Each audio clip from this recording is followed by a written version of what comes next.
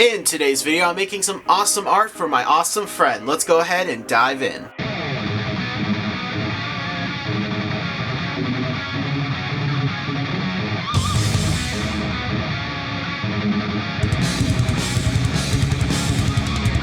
What's up guys, I'm J-Rod of battlebrawlerproductions. You shall welcome and craft amazing comic book style illustrations, variety of different mediums. Christmas is upon us, it's the time of giving, and at my job we have a secret Santa, and I got my friend Sergio, so I decided to do something special for him and draw his original superhero in my style. We're gonna fully ink it and color it and bring it back to life. Really excited for this project, so let's waste no more time and get into the artwork.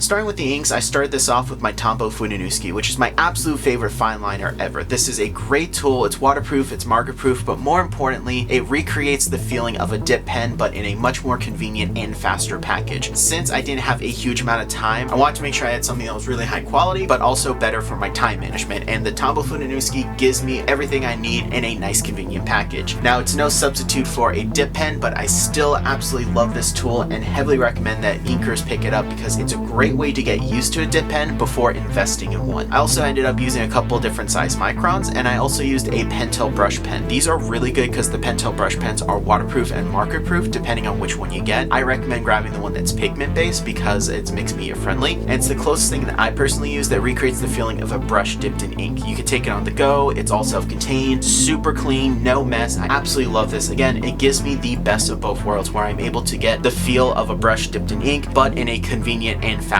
package. So that's really one of the things that I was doing with this, making sure that I'm using my time efficiently to create something that's going to be absolutely amazing. Now, some of the rendering tips that I want to share is that when it came to rendering the actual character itself, I made sure, for one, that I was focusing on the original artwork that my friend provided me for this project because he has drawn this before in his style. So I wanted to make sure that my design was really close to his. So I also mimicked some of the shading that he would have done on the skin tone. But where I differed was I did different shading on the clothes. So the clothes are meant to be black and that it's reflecting the light. So instead of having some cross hatching or hatching, there's absolutely none of that in here. We're going to just go in and do the highlights. I also decided to do a special type of rendering with the metal that's on the piece. So if you notice, there's a lot of round, very few actual like sharp angles except for the end of curves to really sell that metal look. Like this is a metal object with deep shadows, and I'm going to emphasize a lot of this in the coloring. This may look pretty good, but pretty standard comic booky. When we go into the coloring phase, we're really going to bring this to life and really add to the rendering. But I wanted to have a solid foundation, and I think this was it. Doing the different techniques for the clothing, doing the different techniques for the rendering, and also going in and controlling where my 100% blacks are, leaving it for the shirt, for the metal,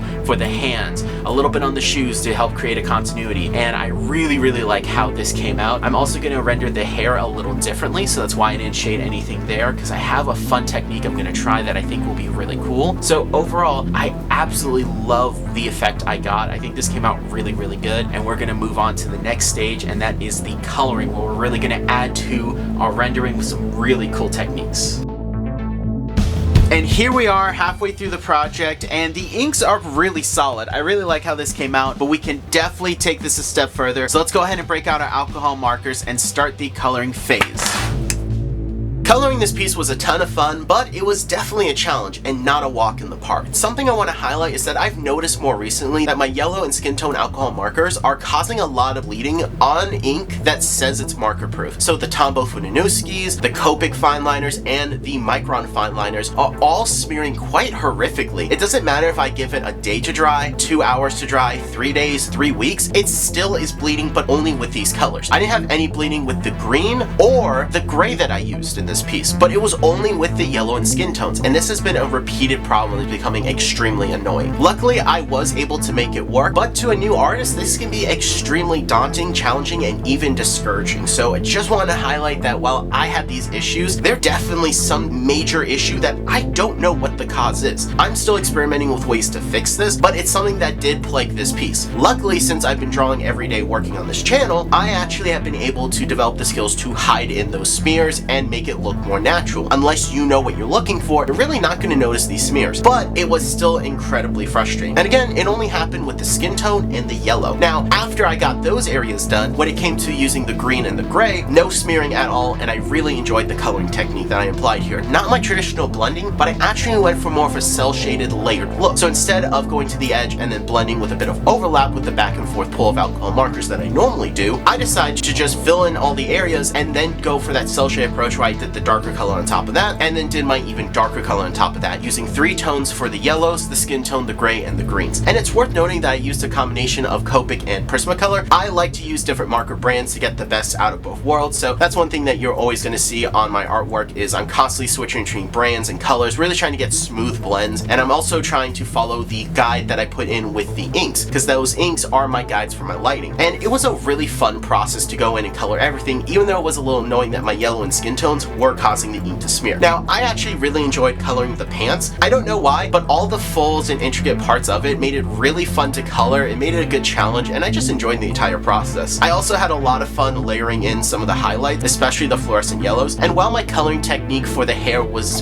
flawed, I decided to lean into it. My original idea wasn't this dirty blonde. It was actually meant to be black hair with bright yellow highlights, and I wanted to try something a little more experimental that created like a faded look, like the hair itself was being charged with energy. Yeah, it didn't work, but I actually really like what I ended up with. It creates a muted contrast to the bright electricity that really helps to make it pop more, and that black shirt really helps to make that yellow pop too. After I did the initial coloring with alcohol markers, I went in with several paint pens to really bring this piece to life by adding in those energy effects and also the highlights and rim lighting, and that was really fun to do. Now, the paint pens that I used was actually a Posca marker. Now, I refuse to call Poscas paint pens. They are not paint pens, they're a water-based ink, and while most of the times I don't like them, sometimes certain shades of yellow actually work really well. And I didn't want something too solid, I actually wanted something a little more on the transparency side. So I did that as my base, and then I went in with a Liquitex fluorescent yellow paint pen that I got on clearance, and it worked really well. I love how bright it is. It almost looks like a highlighter, but it's going to react under a black light to add an extra dimension to this piece. I then went in with my Presto correction pen to do the white center, and I also used a Malto white paint pen for some smaller areas of white and application. I also used the credit card method to add splatter effects for a bit of energy, and I thought it'd be really cool to do a few little black dots and orange dots around the hands to show them crackling with energy, really emphasize the impact and the strength that's in those hands. So this was really, really fun. I also used a Malto yellow that I have a thinner nib with, so I can go in and add those thin yellow highlights, both on the face, the energy pylons, all around the body, and I really just wanted to get that energy and glowing look. It also worked really well in the pants to create a subtle rim light effect and highlights, and I absolutely love how this piece was coming along. It seriously was coming together so well despite the issues that I originally had. I love how this piece came out. I cannot wait for Serge to see it, but let's go ahead and do our grand reveal and take a look at this piece in all its finished glory.